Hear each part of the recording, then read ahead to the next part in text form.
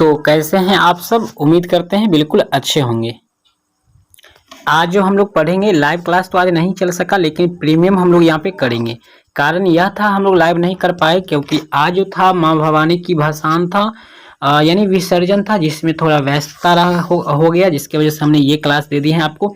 और साइंस में हम लोग खत्म था, बस यही चैप्टर बचा हुआ था एक लास्ट 16 प्राकृतिक संसाधनों का प्रबंधन। तो ये बहुत ज़्यादा इंपॉर्टेंट है, इसका भी क्वेश्चन, इसमें भी बहुत सारा क्वेश्चन है जो एग्जाम के दृष्टिकोण से, यानी आपके बोर्ड परीक्षा और सेंटर परीक्षा सहित अन्य परीक्षाओं के लिए बहुत ज़्यादा इंपॉर्टेंट है।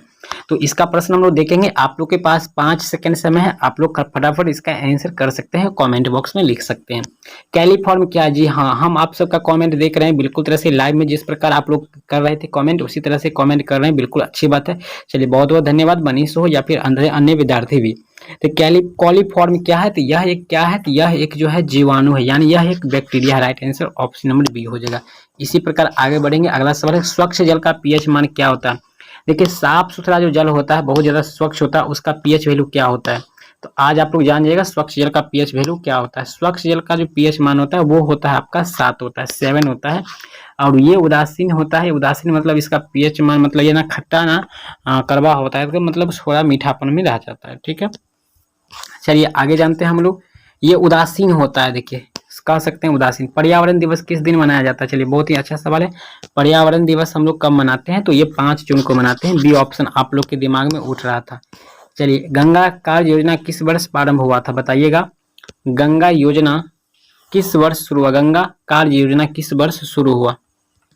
तो इसका आंसर हो जाएगा आपका 1985 ईस्वी में शुरू हुआ था, बी ऑप्शन। चलिए चौथा क्वेश्चन खत्म। 5वां, चिपको आंदोलन किस वर्ष प्रारंभ हुआ था? देखिए चिपको आंदोलन कब शुरू हुआ था? तो कहीं कहीं आप देखते होंगे 1970 दशक। ठीक है, तो यही 1970 दशक हो जाएगा, ऑप्शन नंबर ए हो जाएगा। चलिए अगला सवाल की ओर बढ़ते हैं। आपका 6 नंबर सवाल है सरदार सरोवर बांध किस नदी पर निर्मित हुआ है? बहुत ज्यादा इंपोर्टेंट क्वेश्चन है। सरदार सरोवर बांध किस नदी पर निर्मित हुआ है? बताइएगा आंसर, 5 सेकंड समय है। तो आपका आंसर होगा सी, नर्मदा नदी पर ये स्थित है, सी ऑप्शन हो गया आपका। चलिए अगला सवाल है साल वृक्ष के वन का लगभग 1275 हेक्टेयर क्षेत्र ग्रामीण द्वारा बहुत बुरी तरह से बचाया गया।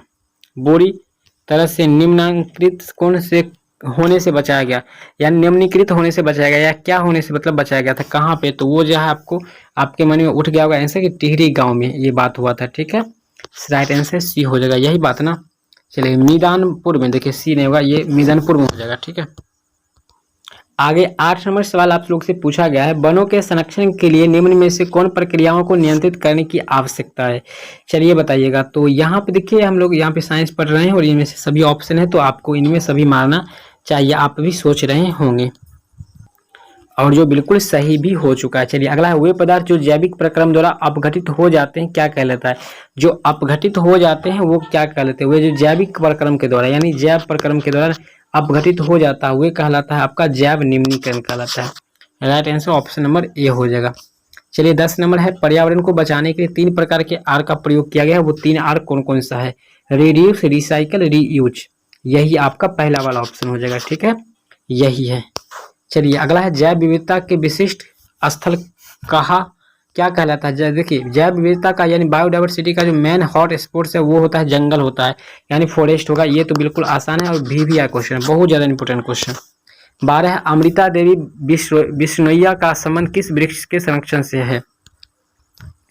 बहुत ही ज्यादा इंपोर्टेंट सवाल है कि अमृता देवी बिश्नोइया का संबंध किस वृक्ष के बचाव संरक्षण से है? तो ये खेजड़ी वृक्ष से, खेजड़ी वृक्ष होता है उसके बचाव से संबंधित है। प्राकृतिक जल मार्ग पर जो डैम कंक्रीट अथवा छोटे कंकड़ से बनाए जाते हैं उन्हें क्या कहते हैं? बहुत ही अच्छा सवाल है। प्राकृतिक जल मार्ग पर जो डैम कंक्रीट अथवा छोटे कंकड़ से बनाए जाते हैं उसे क्या कहते हैं? डैम कंक्रीट है तो आपको डैम वाला आंसर मन में उठ रहा होगा, लेकिन जो बिल्कुल तरह से यहाँ गलत हो जाएगा, चेक डैम हो जाएगा। राइट आंसर आपका बी हो जाएगा। चलिए आगे बढ़ते हैं। आपका 14 नंबर सवाल कोयला तथा पेट्रोलियम परंपरागत ईंधन है जो किसके परिवर्तन के कारण उत्पन्न हुए हैं? तो ये जो है उपयुक्त सभी के परिवर्तन, यानी जीव जंतु के शरीर, पेड़ पौधा के शरीर जो है कई करोड़ों वर्ष लाखों वर्ष के बाद परिवर्तित हो गया, ये पेट्रोल में, डीजल में, कोयला इत्यादि में हो गया। ठीक है, चलिए निम्नलिखित में से प्राकृतिक संसाधन कौन है? देखिए प्राकृतिक संसाधन कौन है? जो प्राकृतिक के द्वारा बना है, तो ये सब के सब है, तो डी आंसर हो जाएगा।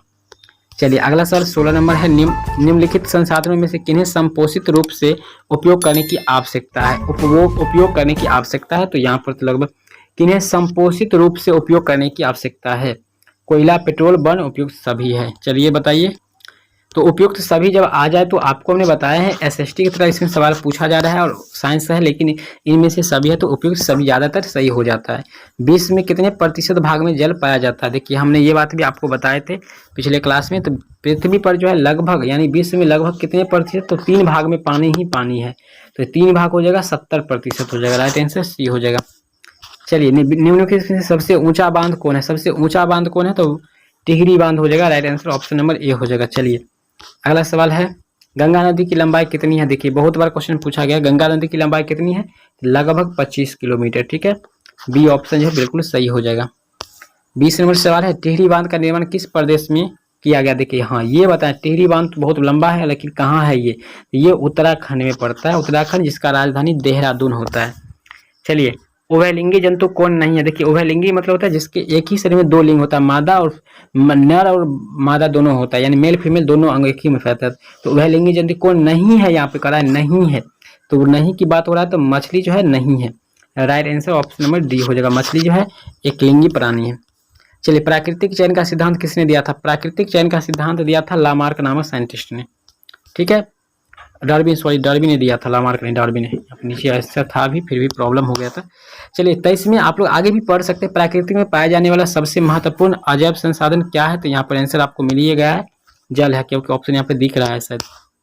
200 सेंटीमीटर से अधिक वार्षिक वर्षा वाले क्षेत्र को कहते हैं नम, शुष्क, अर्धशुष्क, मध्यम वर्षा। तो शुष्क क्षेत्र उसको हम लोग कहते हैं, जहाँ पे 200 से 200 काफी वर्षा हुआ, मतलब अच्छा खासा बारिश हुआ। ठीक है, तो नम क्षेत्र हो जाएगा। राइट आंसर ए होता, ऊपर वाला ए। हिमाचल प्रदेश में स्थानीय सिंचाई की व्यवस्था को किस नाम से जाना जाता है, बताइएगा। स्थानीय सिंचाई को किस नाम से जानते थे हम लोग, लगभग यहाँ पे तालाब, कलह, कुलह, बंदिश, किस नाम से जानते हैं, तो उसको हम लोग कुलह कहते हैं। बी आंसर हो जाएगा, बी कुलह। चलिए चिपको आंदोलन के अग्रणी नेता कौन थे, सुंदरलाल बहुगुणा हो जाएगा। Right answer option number A हो जाएगा, मारिए खटाखट। तो इस प्रकार से आप आगे भी क्वेश्चन को पढ़ सकते हैं। जैव निम्नीकरण अपशिष्ट निम्न में से कौन नहीं है। जैव निम्नीकरण अपशिष्ट कौन है जो जैव निम्नीकरण नहीं हो पाएगा, तो इनमें से सभी हो जाएगा। राइट आंसर डी हो जाएगा। चलिए जैव अनिम्नीकरण अपशिष्ट निम्न में से कौन है। जैव अनिम्नीकरण यानी जो कभी गल नहीं सकता, तो शीशा आपका इनमें से सभी होगा। शीशा, आर्सेनिक, रेडियोधर्मी पदार्थ, इनमें से सभी डी ऑप्शन हो जाएगा। चलिए इस तरह से और बाकी प्रश्न भी आप लोग पढ़ सकते हैं। उम्मीद करते हैं ये वीडियो पसंद आएगा। वीडियो पसंद आए तो वीडियो को लाइक, चैनल को सब्सक्राइब जरूर कीजिएगा। जलकुंभी जो 8 महीना में 65,000 से अधिक प्रजातियों को जन्म देता है, बी ऑप्शन हो जाएगा। यहाँ पर भी देख सकते हैं। तो चलिए मिलते हैं नेक्स्ट वीडियो में, तब तक के लिए जय।